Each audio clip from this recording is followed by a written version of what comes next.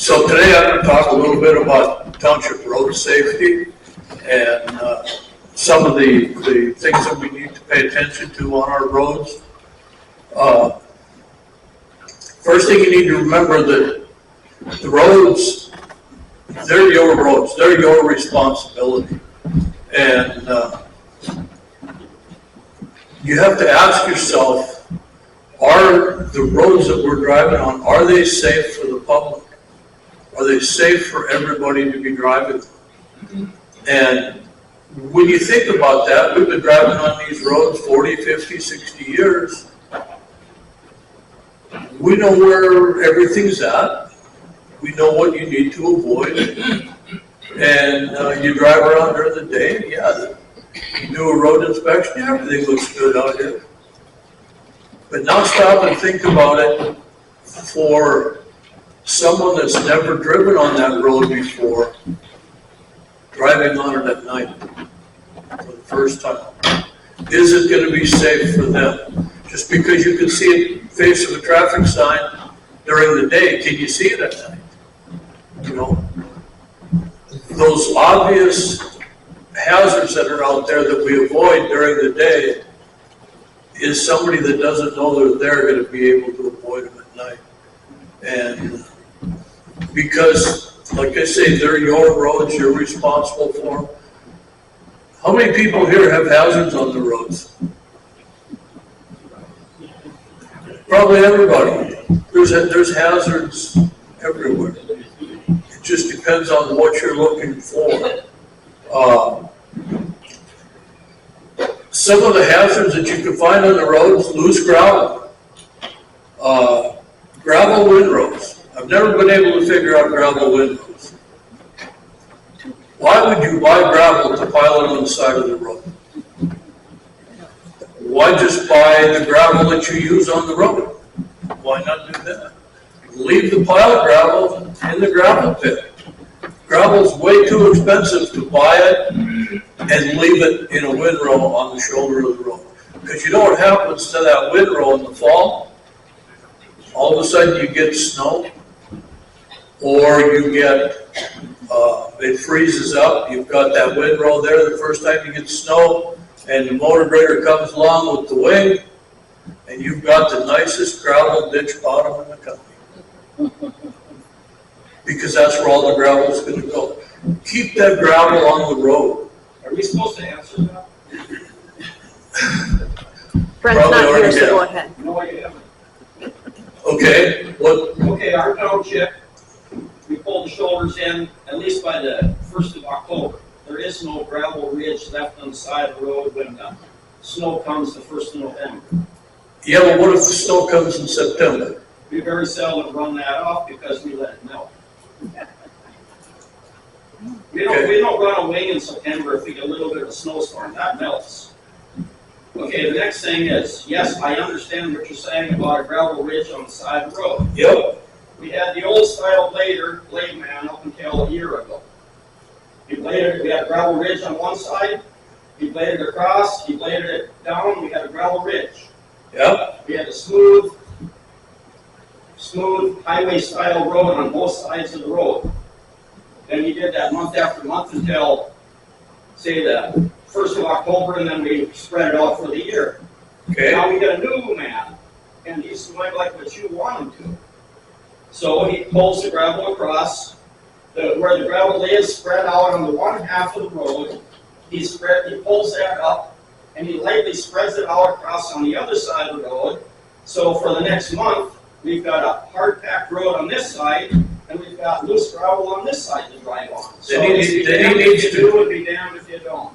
Then he needs to go to Denise's gravel road maintenance class. No, he has no choice. If he pushes it all down into a ridge, like you're saying he's not supposed to, because we got, you know, that over a long time period, we got ruts in the road this deep, especially if you get some rain, and depending on what type of quality the gravel is, he has to cut the road to move some gravel across, and then the loose gravel is on one half of the road for the next month until he blades it back over to the Well, other at side. least you got gravel on half of the road. That's not what we're talking about. We got gravel on both sides of the road, because we do put down gravel. So what you're saying is not does not work beautiful. So, do you have any hills? Yes, we have some hills. I've seen your videos where they wash out and wash down in. Right. Normally, we don't have a lot of that problem. You know, and every road's different. Okay. Some of the other hazards that we have, rocks, washboard, some obstructions in the right of way, signs, bad signs, missing signs, things like that. And then the right of ways. That's also your responsibility, is the right of way. And some of the things you might find there is improper inslopes, rocks, fences, utilities. Drain tiles getting to be a big thing now, and the dump areas for the drain tile, they're wet a major part of the time. That can't get mowed, so then the grass grows up, the cattails start growing in there, and once cattails start growing in there, it's never going to dry up. It's never going to, you're not going to be able to mow down there, and that what that can do is that water being there all the time, or most of the time, can work its way underneath the roadbed, and then you have water coming up from the bottom of your roadbed, and then in the wintertime, or the spring, that's where you get your frost boils and stuff like that. It's just like having a road through a slough when you get into having some of the drain tile stuff dumping in the road ditch. And I understand that it's hard to tell somebody that they can't dump into the road ditch. And one of the reasons that it's hard to do that is because when you drive along the county roads, they're dumping into the county ditch. You drive along the state roads, they're dumping into the state road ditches, into the right of ways. And you drive down the interstate, they dump into the ditch there. So I also understand where it's hard to get somebody to not put it into the road ditch.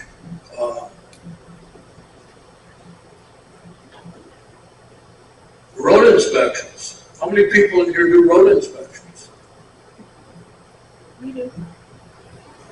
You know, there's a few hands, but I'll bet you that everybody in here does road inspections, because every time you drive down that road, you're looking at the road and you're paying attention. You look for hazards that might be out there. And when you do that, if you see a hazard, make note of it, whether it's a mental note, write it down, stop and take a picture of it, something like that. When you go to your next township board meeting, bring it up. Hey, we've got this issue out here that we need to deal with. If it's something that you can't take care of at the time. And sometimes those hazards are something that you can just take care of.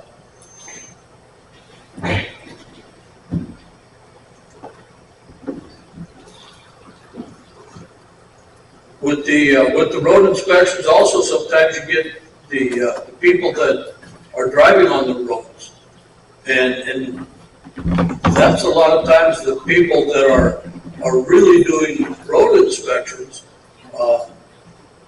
When you say here, do you know who really does them? Well, a lot of the road inspections are done by the public, and if you have somebody that calls you and tells you about an issue on the road, find out from them what the issue is, where it's at, and tell them that you'll check it out and you'll get back to them.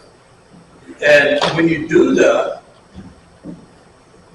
get back to them. After you go check it out, take your pictures, do whatever you need to do. You go back and let them know, give them a call or whatever, let them know that, yeah, I was out there, this is what I found, I'm going to bring it to the board meeting next month when we have that, And I'll get back to you when we decide what we're able to do with that hazard. And that way, that person knows that you have gone out and checked it. After your board meeting and you decide what you're gonna do to fix it, call them again and let them know that this is what we're gonna be doing. Some of the things that you look for when you are doing a road inspection or just driving down the road, here you got a hole in the road, away from the shoulder and everything, and it's something that's just dropped through. There's a reason for it, and you have to find out what it is. You need to get a bar or a shovel or something and start poking around here and find out what you can do or how big this is hollowed out underneath. Can just put the flag here to keep people from driving close to the edge. Is that going to be enough? Maybe it's a 3 or 4 foot diameter that's hollowed out and it's 3 feet deep. And you need to do some barricade or something around there so that you know nobody's going to drive there. Here, you can tell there's been a major rain event because the gravel was washed off onto the shoulder of the road. But the real hazard here is right here at the culvert. And at that culvert, the shoulder is washed way back up to about here, above the culvert. You need to find out how far back does that go, because sometimes that can get back underneath the road and start following along the culvert, washing it out. And so you need to get down into here or look down in here and find out how far back does that go, because that's going to tell you if you need to put up a barricade, if it goes halfway across the road, maybe you need to close the road. The important part about that road is make sure you flag it. If there's a problem on your road, the best thing you can do for insurance purposes is get a little orange flag and flag that. Because if you don't mark it and don't acknowledge it, it's going to be a liability issue. So, like. And along with that liability issue, somebody could end up getting hurt. And it might be yourself, it might be somebody in your family, things like that. That's why it's always important to mark it. Other hazard here, some rocks on the shoulder of the road and the windrow. And what happened here, this area got gravel with some pit run gravel and had a lot of rocks in it. And what they did when they bladed all the rocks over to the edge after they dumped the gravel. And it's about, I can't remember if it was 2 or 3 miles that they had of this. If you've got something like that with all those rocks, you pretty much just have to get a rock picker and go out and pick them. Because there's way too many to think you can pick them by hand. But if there's this one lone rock out here, and you drive by and you see it, stop and pick it up, throw it in the back of your pickup. You don't have to tell anybody that there's a hazard out there. Just eliminate the hazard. I used to do that when I was working and would drive gravel roads. If I seen a rock on the road, I didn't pick these because there's way too many. But if it would have been just the one there, I'd stop and pick it up and throw it back in the pickup. If I seen a rock pile somewhere, I'd throw it in there. Sometimes I'd forget about it, and when I get home, I'd find it in the back of my pickup. Then I'd throw it in my dumpster, and it's buried in the Bismarck landfill somewhere. But those are easy things to do that can prevent somebody. If that one rock is there, and somebody hits it with their car, takes out an oil pan, transmission or something, that's liability back onto the township. Here we've got a hazard this is a shadow from my vehicle, it's not a hazard. But right here we've got a hazard. You can't see it there, you know, because it looks like a shadow. There's a shadow there, one down there. But right here, what we have is this. This is on the west side of the road, that's on the east side of the road. It's a 22-foot culvert with 20 feet of gravel top road. There's no shoulder there, there's no warning. That's something that needs to be marked. You could put bridge end markers on here every day, because that's about how long they'd last. So you gotta find something different. And Carcinite posts work really well for something like this. They're a flexible material, they're about 5 inches wide. I don't know, they come in like a 5-foot length. And you get a pounder you buy a pounder to put them in, and they're about that thick. They're almost like a fiberglass type, but they bend over, they're flexible. Somebody comes along here with equipment, they fold over, and they pop back up again. If you're mowing your road ditches, and you run over it with your mower, they fall down. Most of the time they come back up again. Once in a while you might get one that gets tangled up in the mower and it kind of shreds it. But for the most part, they pop back up again. The only thing with those is if somebody is burning their road ditches, they melt. And, but they do work well in areas like this where you have a narrow road. And it's not a narrow road, it's a good road. It's just that it's too narrow for all the equipment that goes down the roads now. And that's where you have to have something that will work for that. So, go back to that picture. Okay? What's the liability when these big airseaters come along and the guy drops the wheel in and bends it up for about $250,000? That's why you need to put markers there. I mean, the guy isn't going to care. He'll still drop it in with a marker. So then who's responsible? He is. Well, we had that case in Benson County a year ago where up in Ridgesmaid where the hospital was suing. Basically, it was the hospital was suing the state in Benson County, and Benson County barricaded that road shut. And the guy was drunk. The local guy was drunk and went around the barricade. So we still, the county, the township is still getting sued. He went around the barricade? Barricades. Yeah. He still ended up in a 3-day court session in Benson County about a year ago now. Yeah. They even brought experts in, televised experts in from California to teach North Dakota how to sign a road shot. Well, So I mean, it's be damned if you do, be damned if you don't. you got a lot better chance of winning that. And that's the other thing. Somebody can sue you for anything. Doesn't mean they're going to win. But they still have the court case. But they still have, oh yes, you still have a court case. You still have an attorney. That's what the North Dakota Insurance Reserve Fund is for, is to defend you when something like that happens.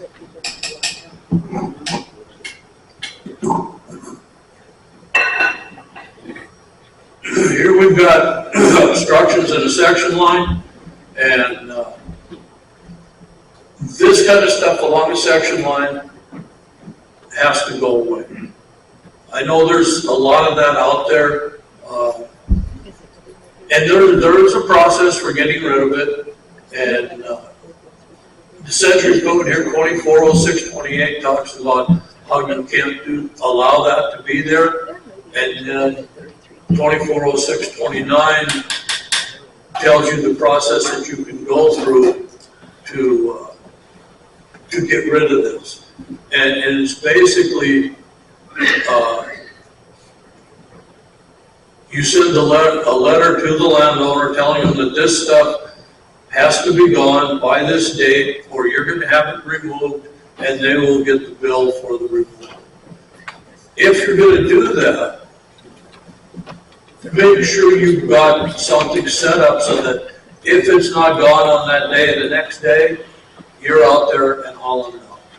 Whether it's you, whether it's a contractor, whatever it is, and then probably best with the contractor because then you're gonna get a bill for it. You send them the bill, and if they don't pay it, then you have that assessed back onto their taxes. And the same thing would go here for a rock pile. You can't put a rock pile on your section lines either. They have to be off out of the right of way. Here we've got an area, a road here, and it's not much of a road. I mean, it's a good gravel top road. I would say that it used to be a prairie trail, and people are driving it all the time, and they put gravel on it, and now they've made a good road out of it. But the farmer still planting his corn here that year, right up to the road. And yeah, he's supposed to stay back 33 feet on each side, but nobody does, and we all know that. Now, you're not gonna, what the corn does here, those that obstruct your view, you can't see anything that's coming on the road. Or on this side, this is a state highway. You can't see if there's anything coming from up or down the highway. This yield sign here, you can barely see that. And I took this picture sitting in my pickup. So if somebody's driving in a car, I'm a lot higher up than what they are. But when you talk to the landowner here, and you should have talked to him back in July when that corn was about 2 feet tall. But now that it's gotten to be a major issue, talk to him and see if he'll cut that out to the 33 feet on each side. Back up here, maybe 100 feet. Just enough so that if somebody's driving here, first they can see the yield sign, plus they can see down the roadways if there's anybody coming. And it also gives an opportunity for somebody driving on the highway to see if there's anybody on this side road that's coming up here. And when we talk about the 33 feet on each side of the section line, I know it goes back to where's the section. And you can tell here you got a prairie trail, here you got this one, but they're also not in line. So one is off a little bit. If you're gonna have them cut down just a little bit of corn, you're not gonna go out and get it surveyed to make sure you know exactly where the line is. Minimum maintenance roads, in order to have a minimum maintenance road, they have to have some maintenance. It can't be the only access to the existing residents, can't be a bus route or a mail route, and they must be signed properly. According to your Century Code 240736. And what that basically tells you is that it has to be signed at the beginning of the road of the minimum maintenance and periodically throughout the road.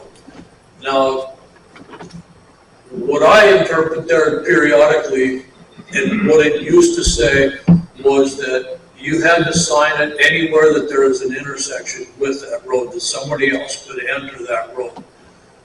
Whether it's a prairie trail or another built-up road, either way, if somebody can get onto that road, you need to have a sign on each direction again, letting them know that when they turn on there that that's a minimum maintenance.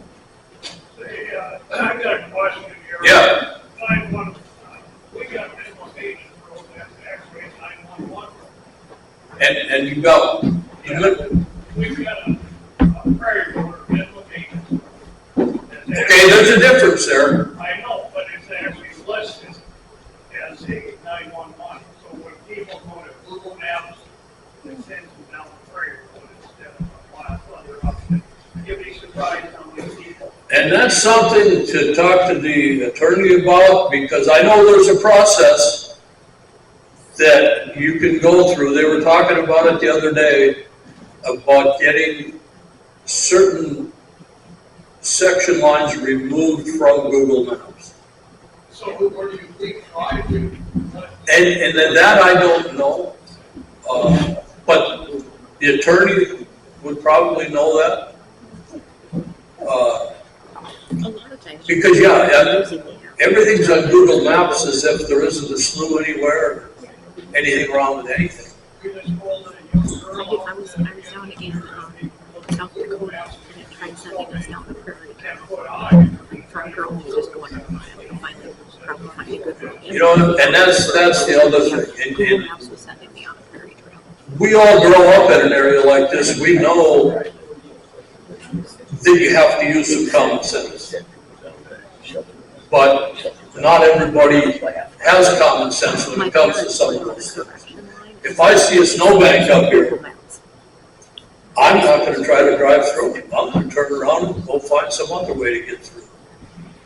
Unless I feel real healthy and wanna exercise my shoulders on with a You can shovel. use Google Maps. It's only a recommendation. If you're dumb enough to. There's part of that goes back to the common sense thing and where you drive. If you're stupid enough to go down that car with your $90,000 luxury vehicle, well then you deserve to pay to repair that $90,000 vehicle. Use a little bit of common sense. I mean, that's like if you see that the bridge is over. They have it signed as an address. It doesn't mean it's a 911 route. No, it just means that it's. Just because it has a street sign on it doesn't make it an accessible road or a 911. Well, why when they Google it, that name or points, why would that show that? Yeah. Call Google. Jason, you got something on that? Is your dispatch local? I'm not in charge of what Google puts on their stuff. They're only in charge of what they have. But when they pull up these plat maps, you go into the recorder's office. There's a lot of roads on, Hamm, like he talked about. This is a state, yeah, this is the state portion. If it's state radio, you're gonna have to call There's streets that are listed that are the state radio. not in use anymore. Well, Manfred probably has 4 streets that get used. They don't have all the streets that get used anymore. But Google doesn't know that. Google's just looking at the map that was recorded. So until a human actually tells the computer, hey, this is different, the computer's still going to post what it is. Just like that correction line. Okay. Now, when we look at minimum maintenance roads, different people have different ideas of what's a minimum maintenance road. And right here, they have to have some maintenance to be considered a minimum maintenance road. Mowing grass is not minimum maintenance, yes. What do you suggest for these townships? That you want to resign the minimum maintenance roads? And yet, if there's any type of disaster in the county and FEMA gets involved, there's minimum maintenance signs on the road, there's no recuperation money for the township. I'm not saying you have to sign your roads minimum maintenance. Because a lot of minimum maintenance signs were pulled down for that reason exactly. Right. I'm not saying you have to sign them as minimum maintenance. What I'm saying is that if you're going to label them as minimum maintenance, maybe you have to do it right. Like, I'm not saying, How do you label either the road as minimum maintenance or it's not? but that doesn't mean you have to put a sign up. Here, What about no winter maintenance is signed? see, and I'm getting to that. Here they have this marked as a minimum maintenance road. That's not minimum maintenance. This is a minimum maintenance road, and this is what I would consider to be a minimum maintenance road. It gets bladed maybe once or twice a year, and it's got a little bit of gravel on, but not much. It doesn't get any snow removal, and it doesn't get used very often. That would be a minimum maintenance road. Now, whether you want to put a sign there or not, that's up to you. A lot of times these signs get put up because the person that lives close to that is tired of going down and pulling people out that get stuck, whether it's in the snow or in the mud or whatever. That's why they get put up a lot of times. But it also doesn't stop people from driving down. Now this is labeled as a no maintenance road. I would like to know how you grow a good gravel road like that with no maintenance. And that's where it's signed wrong.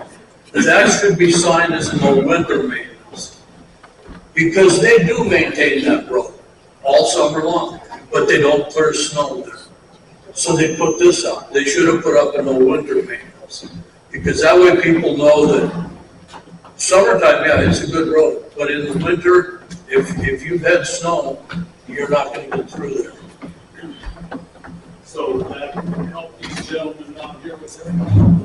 They have no picture survey on that. They're calling 911. You could do that. Oh, yeah, and then, You put up a no winter maintenance, at least people know that it's going to be, probably going to be blocked in the wintertime. We have to put them all in.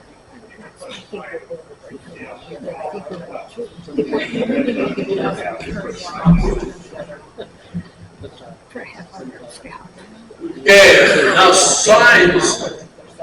How many people in here have a sign program in place? Sign inventory?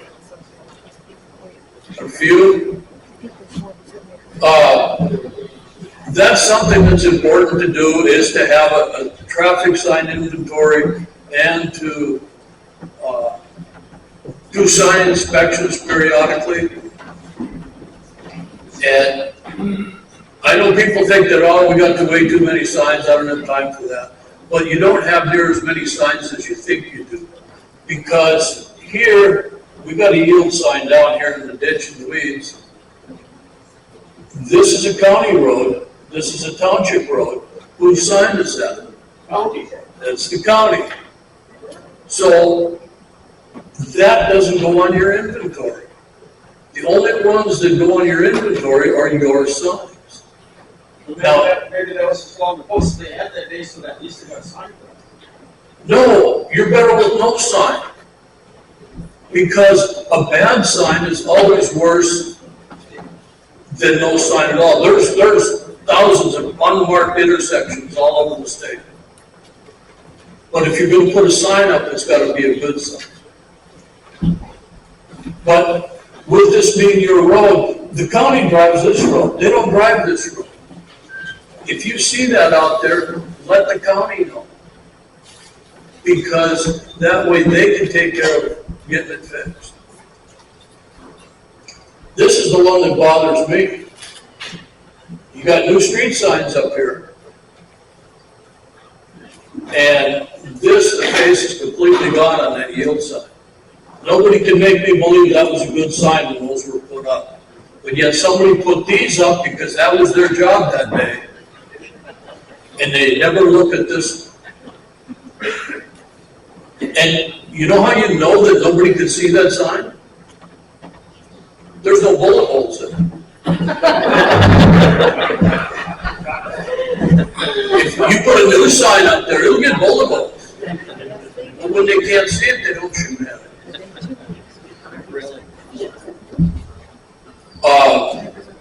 Weight limit signs on bridges. All your bridges on your roads, even on your township roads, they're county bridges. But as a township, and I think there's a length There's a length. to the bridge. There are roads and there are bridges, not many left, that were township bridges because they didn't meet the length specification. But that's what, 10, 15 feet or something like that? That's small. It's small. And most of They're basically box culverts. well, basically, a lot of townships have tried to get rid of those. Yeah, Culverts. and put culverts in. But when you look at a bridge, your weight limits on here, any bridge that has a weight rating under 36 tons has to be marked as to what the weight rating of that is. How do you keep the signs up when the farmer goes by with a 45-foot header? Carbonite. What if a high school kid takes and pushes that sign down, then what's that called? That's sign vandalism, right? Yeah. A knockdown sign is a knockdown sign. That 45-foot header is supposed to be on a trailer behind the combine when you're driving down the road. You're not supposed to have a 45-foot header crossways on the road. Try to tell farmers that. I know. And you gotta be there to see which one did it. So you do your sign inventory late in the fall then, when after all harvest is done, so you don't have as many signs to do? But the weight limit signs, one down here in the grass means absolutely nothing, other than it lowers the rating of this bridge. This sign needs to be back up the road. And with the new MUTCD, the manual uniform traffic control device that got adopted in 2024, along with this being back up the roadways, you also have to have another sign letting people know that there's a rated bridge up there, either at the intersection where they're going to turn into there, or else at an area along that road where they can get turned around easy. Because otherwise they get up here and there's no way to turn around. And that's where putting them at the intersection so that they can see it before they turn down there will be the best way to go. And that will be in effect. You'll have to have that done by 2029, because you get 5 years after the MUTCD was adopted. And what happens when somebody is overloaded? Well, sometimes they have problems.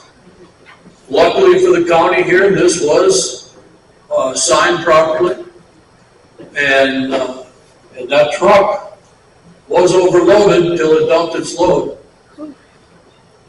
But because the bridge was signed properly, it's the owner of the truck's responsibility.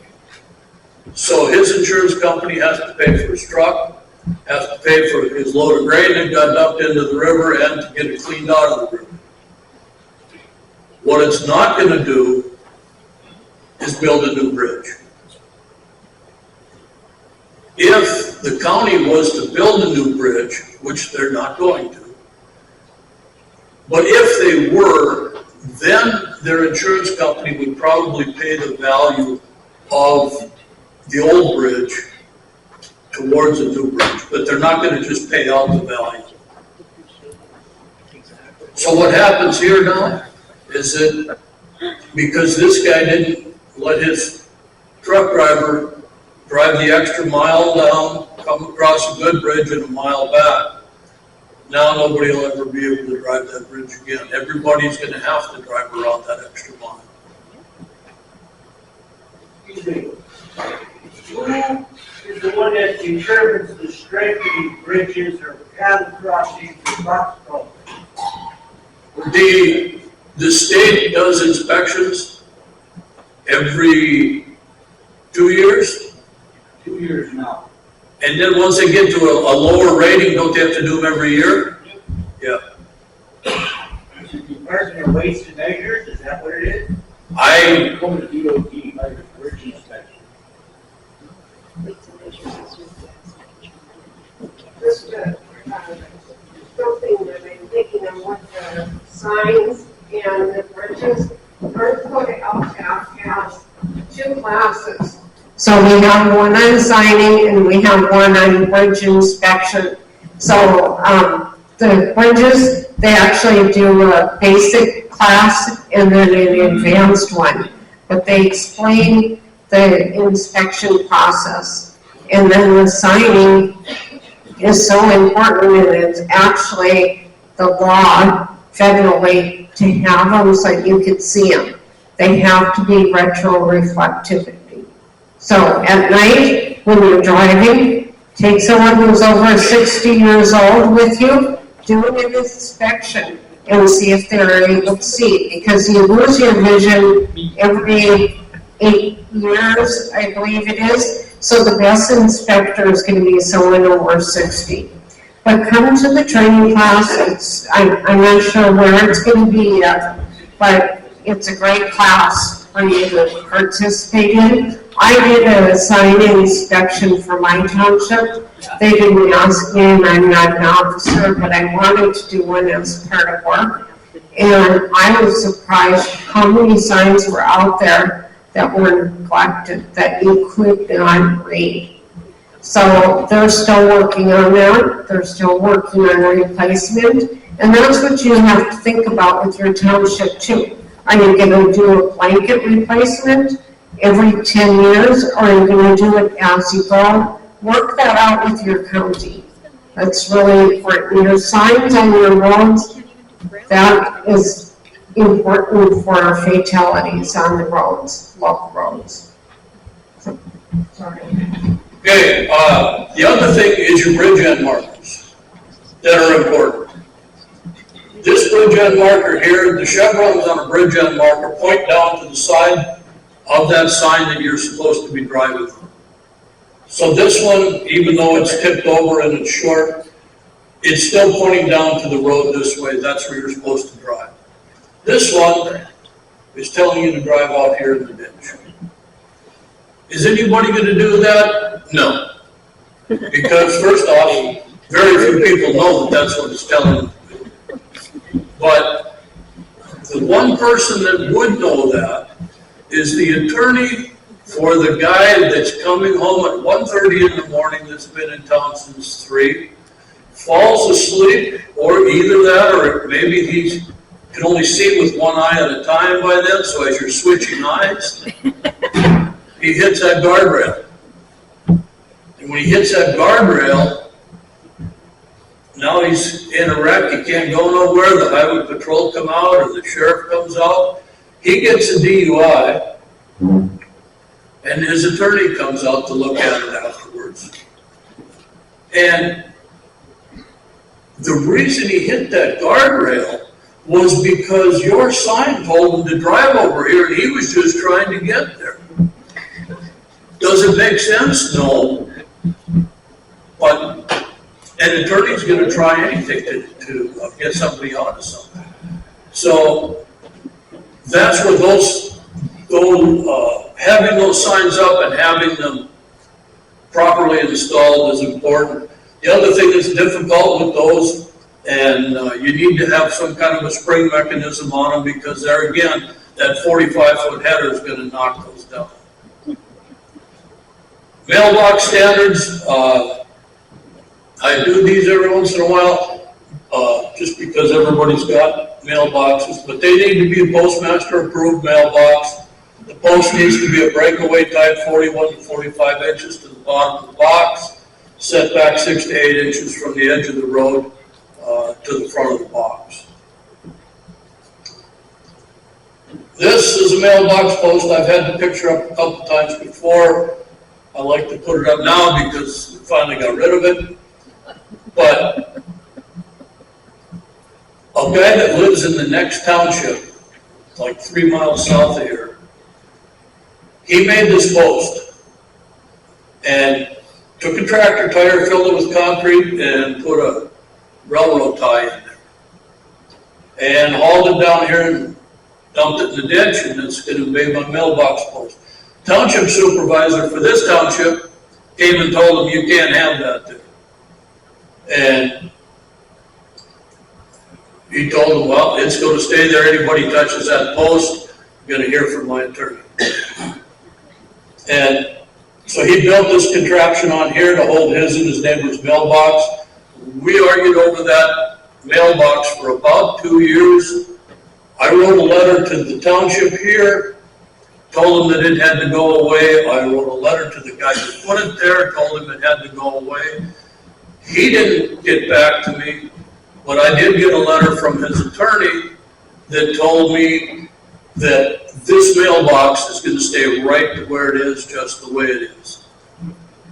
And I talked to the township supervisor again. After a couple of years, the this guy, he went and got himself a new post, he put it up because he was tired of being involved with, or being part of that argument with this other one.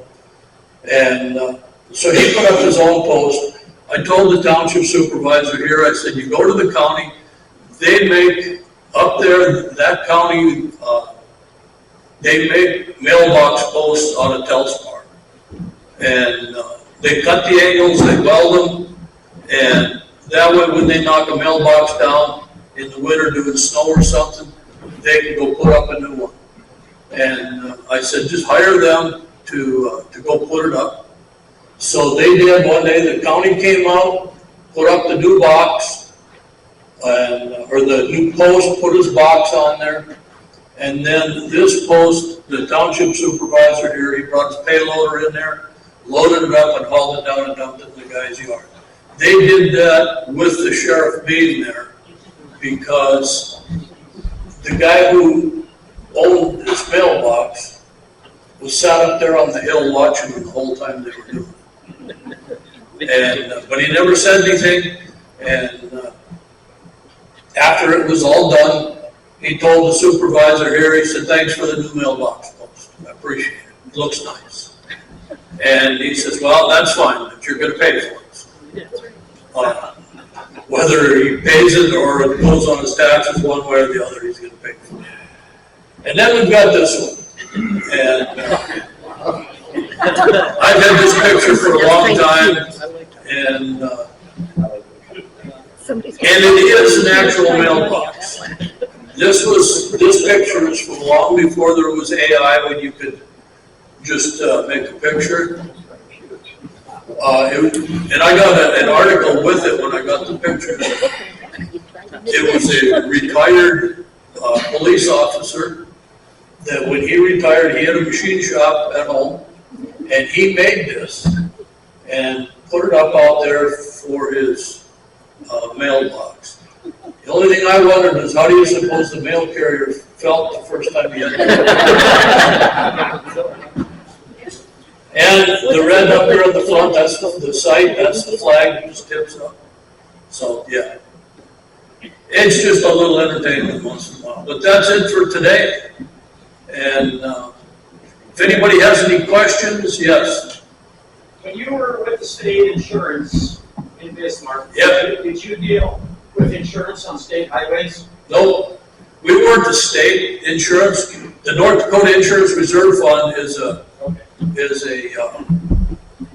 insurance pool for everybody other than the state. Yeah. You were not involved in it, but what about when we go out on the state highways now and there's all kinds of signs put up, useless signs that are put up on the state highway like Continental Divide, and there's like 4 of them from Underwood to Birdsfield. Yeah, how many Continental Divides do we have? A sign up that says Continental Divide. Who really cares? What if somebody hits? What if a motorcycle guy hits that sign? I know. That's the state's problem. They're all raising hell with us. We gotta pick rocks out of the ditch. We gotta do this. We gotta do that. And then they put all kinds of signs up on state highways. Right.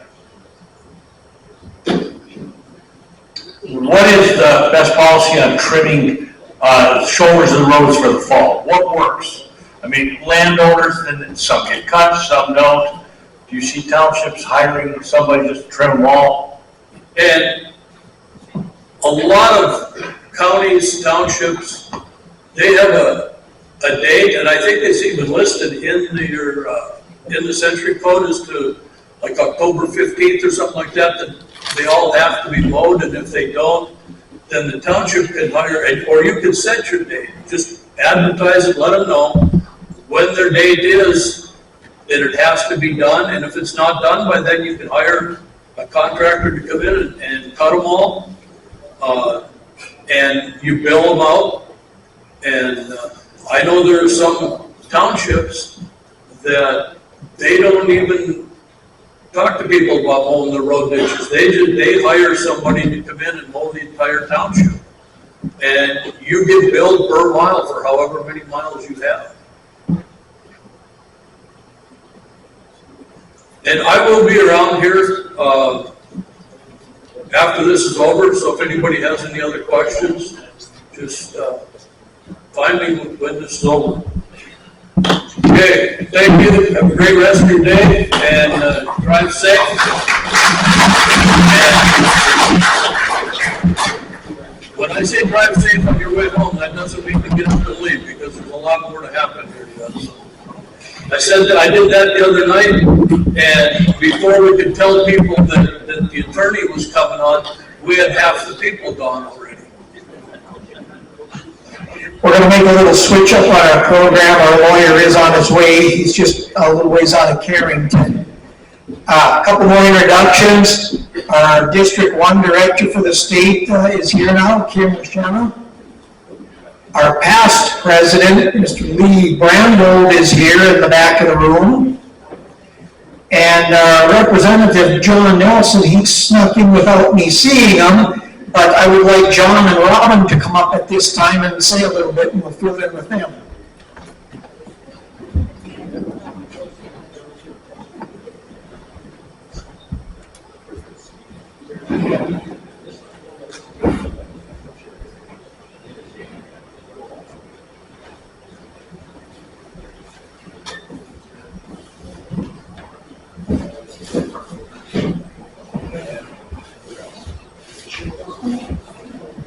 Thank you, Dale, and good morning, everybody, and I think you all know me for the most part. We've been doing this for many years. So I'm just going to give you probably, Larry covered some of this, and I know John's probably going to give you some high level on the budgets and stuff, but one of the main things we did this session was change how we fund transportation, and as Larry pointed out, I changed the formula that's been in place for about 20 years. So both townships and counties and cities got an increased share of the highway distribution fund. And the highway distribution fund is all your gas tax money and your vehicle registrations go into the distribution fund. The state gets a share of that, and then cities, counties, townships, and transit get a share of that. As Larry pointed out, the townships went from 2.7% to 3.4%. One of the problems, though, that we're seeing, that fund really hasn't changed in the last 20-some years. Where gas taxes hasn't changed in over 20 years. The fuel mileage of everybody's vehicles is increasing. So even though we're putting a lot more wear and tear on the roads overall, that's been a pretty flat funding source. Slight increase. Registrations haven't really changed. We haven't increased those in many years. So one, you're looking at a limited pot of money, and we did change that formula some, which added, I think, about 7 or 8 million to townships, if I recall, by increasing that percentage. The other thing, and he pointed out, Prairie Dog and Flex funding. The state put in roughly $430 million into transportation. That's a huge amount. That came from 2 different buckets, one which we call our SIF fund, which is Strategic Investment Improvement Fund, and the other came on a legacy earning from that legacy fund that you're all familiar with. The money from the legacy fund should be an increase in money. It's taken a certain percentage of the earnings. But what I want to caution you, we all know that revenue is going to be down going into next session. Unless, who knows, some global issues and there's a huge turnaround in oil prices, the state's going to be looking at quite a decrease in revenue. Unfortunately, the first place that people want to take the money back from is on transportation. It's low-hanging fruit because the average person doesn't see a difference from one year to the next, so they don't feel any repercussions if we cut funding. So that's going to be a struggle for us to try to maintain, let alone increase funding. The other issue is that the federal funding, that's been relatively stagnant, slight increases over the years.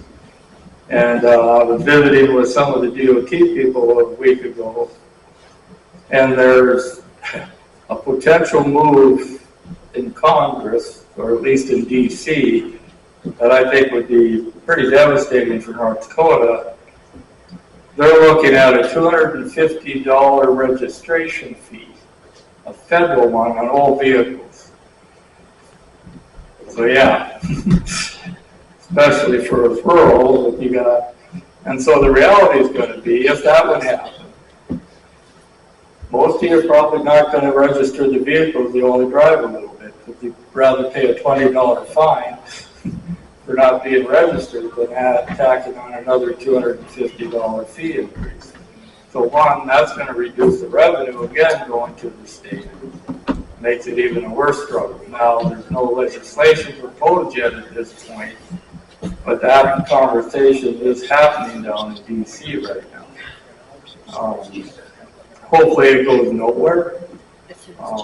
One of the things too is, and I know it's not popular, the House did pass a gas tax increase last session, and it was defeated in the Senate. I think realistic, if we want to maintain our roads, we're probably going to have to look at an increase in gas tax. You know, if you stop and think, it hasn't changed since 91 or 99, I mean. As a percentage, you know, it's way behind the increased costs of maintaining our roads. When I started, I think it cost roughly 700,000 miles to completely reconstruct the road. Now it's about 1.7 million. And you guys know the same thing on the township level. I remember we paid $3 a yard for the gravel and the trucking and the blading. You know, now what is it? If you're lucky enough to have your own pit, it isn't terrible, but you know, some places are paying $20, $30 a yard. So all those costs are going up, yet we're not increasing our source of funding for them. So that's kind of, you know, the picture on the funding. I think what we did though, with the flex funding and the Prairie Dog, was to not just give everybody an increased pot of money, but to allow townships, cities, and counties, if you have specific needs, now you can apply if you need $100,000 to do something. Another 10 grand's not going to fix your problem if you have a major issue. So one, we split it up. Everybody gets some more guaranteed, but then it allows those that have some real issues, when you got washed out roads or some major damage for whatever. Now you can apply through that flex fund and get the money. The other thing we did, and I know it's not enough, we put $45 million in for bridges that are specific to bridges. We could use a lot more, but there's not enough contractors to do the work. So we felt if we put any more money in, it was just going to get wasted. You wouldn't be able to spend it. I shouldn't say wasted. We just wouldn't be able to spend it because you won't get enough contractors to do the work. So that will certainly be an issue next session too, or more money for bridges. Because Wells County isn't terrible. Some of the counties really have a lot of bridges. Some have none. It's a big issue. So that's just kind of an overview. I mean, it's going to be really critical. We're losing more and more of the rural legislators with term limits. We're going to lose a ton of them. You guys need to make sure if there's issues going on in Bismarck. I know nobody wants to, but you guys got to come down and testify and say this is important. I mean, we're doing our part that we can, but there's nothing like having a room full of interested citizens saying, you know, we need to protect our townships and we need to protect our counties. So that's really all I have. I guess if anybody has any questions, I would be glad to try to answer. Yes, sir. Yes, the flex fund, I think the minimum project is what, $250,000 or $200,000? So, you know, you're chasing all our little townships away from having a project of maybe $75,000, $80,000, which we don't have the money for. And number two, you require that we have to have an engineer write up the estimate of the bid. we're not gonna take our precious few dollars and hire an engineer to write up a bid for a road grade or whatever raise, only to have it turned down. You're forcing the little people away from these flex funds and stuff. It's all for the big projects.